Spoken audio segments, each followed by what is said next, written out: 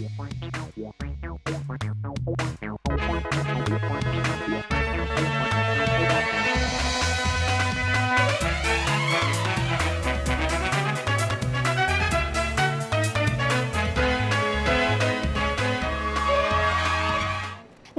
मैं हेमा कुशवाहा और आप देख रहे हैं राष्ट्रीय समाचार की खास बुलेटिन। खबरों से पहले एक नजर डालते हैं आज की हेडलाइंस पर।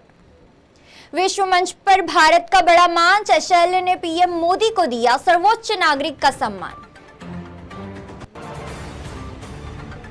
अयोध्या में राम मंदिर चढ़ावा चोरी पर बड़ा एक्शन, आरोपियों की पैरवी से वकीलों का साफ इनकार।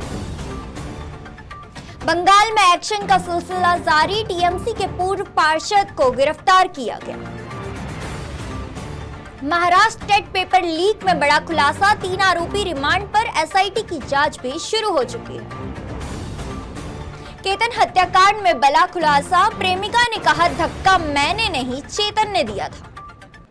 अब खबरें विस्तार से। प्रधानमंत्री नरेंद्र मोदी को सेशेल्स के सर्वोच्च नागरिक का गार्जियन ऑफ ब्लू हॉरिज़ॉन से सम्मानित किया गया। इसके साथ ही पीएम मोदी का नाम अब दुनिया के 34 देशों के सर्वोच्च नागरिक सम्मान में दर्ज हो गए हैं।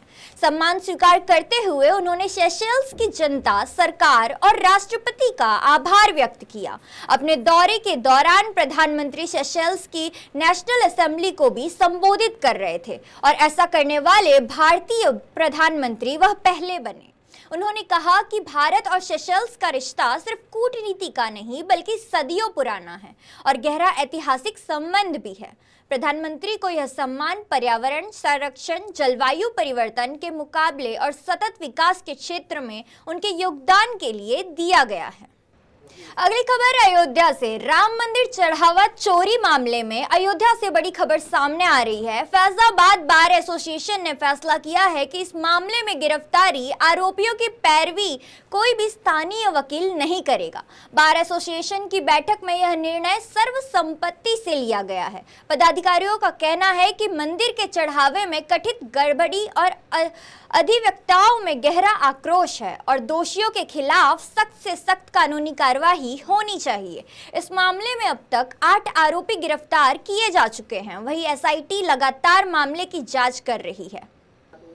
अगली खबर है पश्चिम बंगाल से। वहां सत्ता परिवर्तन के बाद तृणमूल कांग्रेस के नेताओं पर कार्रवाई लगातार जारी है। अब कोलकाता नगर निगम के पूर्व पार्षद और पूर्व मेयर फिरहाद हकीम के करीबी माने जाने वाले शख्स शम्स इकबाल को जबरन वसूली के आरोप में गिरफ्तार कर लिया गया है।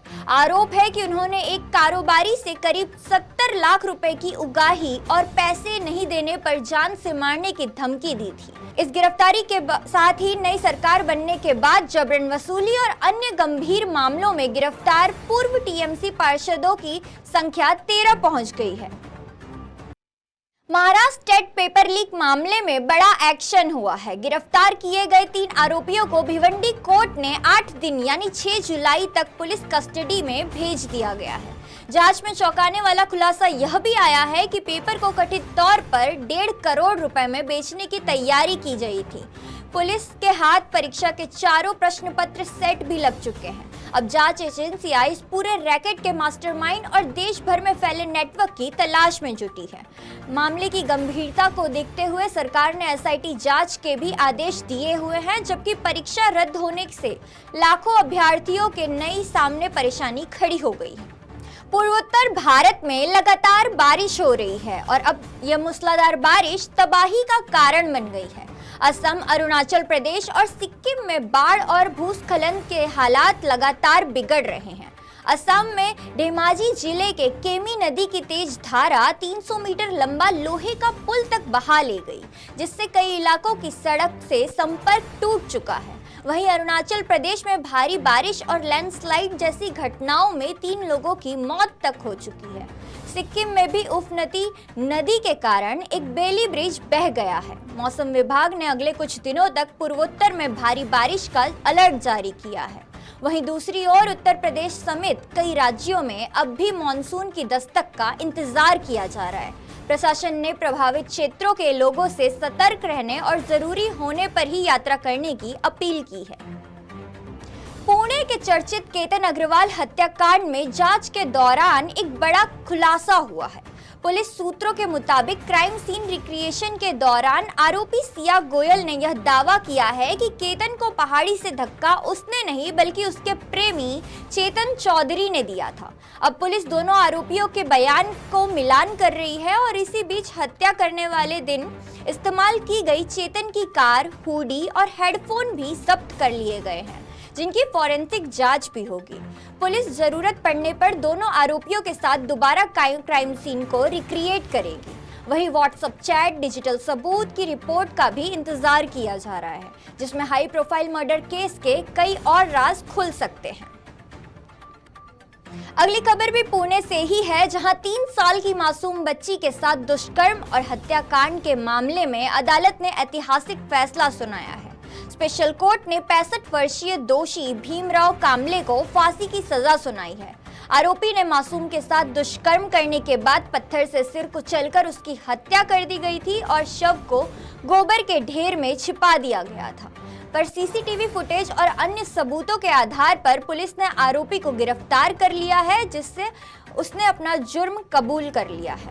फास्ट ट्रैक कोर्ट में चली सुनवाई के बाद महज 2 महीने के भीतर यह फैसला आया, जहां अदालत ने इसे दुर्लभ से दुर्लभतम अपराध मानते हुए मौत की सजा सुनाई। और फैसले के बाद मुख्यमंत्री देवेंद्र फडणवीस ने न्यायालय और जांच टीम की सराहना की, जबकि इस अपराध को लेकर के पूरे राज्य में न्याय मिलने पर संतोष जताया जा रहा है। राजस्थान की राजधानी जयपुर से एक दर्दनाक हादसे की खबर सामने आई है। आमेर इलाके में निर्माणाधीन इमारत की भारी भरकम दीवार अचानक ढह गई, जिससे मौके पर अफरा तफरी मच गई। जिला प्रशासन ने इस हादसे में 3 मजदूरों की मौत की पुष्टि की है, जबकि कोई अन्य लोग मलबे में दबे होने की आशंका जताई है। सूचना मिलते ही प्रशासन, एसडीआरएफ और एनडीआरएफ की टीम मौके पर पहुंची, जहां राहत एवं बचाव अभियान शुरू कर दिया गया। शुरुआती जानकारी के मुताबिक नाले में गहरी खुदाई के कारण दीवार का आधार कमजोर हो गया था, जिसके बाद ही यह हादसा हुआ। घायलों को अस्पताल में भर्ती कराया गया है और रेस्क्यू ऑपरेशन लगातार जारी किया गया है। भारतीय क्रिकेटर में इस वक्त सबसे बड़ा सवाल एक नाम को लेकर हो रहा है, वो है वैभव सूर्यवंशी। टीम मैनेजमेंट खुद कह रही है कि वैभव अंतर्राष्ट्रीय क्रिकेट टीम के लिए पूरी तरह से तैयार है, फिर भी उन्हें डेब्यू का मौका नहीं मिल रहा है। और आखिर इस बात की वजह क्या है? टीम कॉम्बिनेशन, चयन की रणनीति या सिर्फ एक प्रोसेस?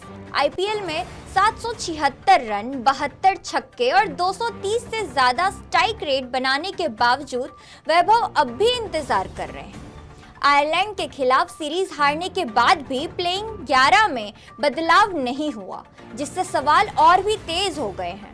अब इंग्लैंड दौरे पर सबकी नजर इस बात पर होगी कि क्या वैभव आखिरकार भारतीय क्रिकेट टीम की कैप मिलेगी या फिर प्रोसेस की दलील एक बार फिर से दी जाएगी। अफगानिस्तान और पाकिस्तान के बीच तनाव एक बार फिर बढ़ता नजर आ रहा है। अफगान अधिकारियों का दावा है कि पाकिस्तान की ओर से किए गए कथित हवाई हमलों में 35 से अधिकारिक नागरिकों की मौत हो चुकी है, जबकि 40 से ज्यादा लोग घायल हो चुके हैं। बताया जा रहा है कि हमले में पाक्तीय और पख्तिया प्रांत के रिहायशी इलाकों में जहां कई घर तबाह हो चुके हैं। अफगान प्रशासन ने इसे आम नागरिकों पर हमला बताते हुए कड़ी निंदा की है। हालांकि पाकिस्तान की ओर से अभी तक इन आरोपों पर कोई आधारिक प्रक्रिया नहीं आई है। फिलहाल राहत और बचाव अभियान अभी भी जारी है और सीमा पर बढ़ते तनाव पर पूरी दुनिया की नजर बनी हुई है। तो ये थी अब तक की खास खबरें, और खबरों के लिए बने रहिए राष्ट्रीय समाचार के साथ। तब तक के लिए नमस्कार।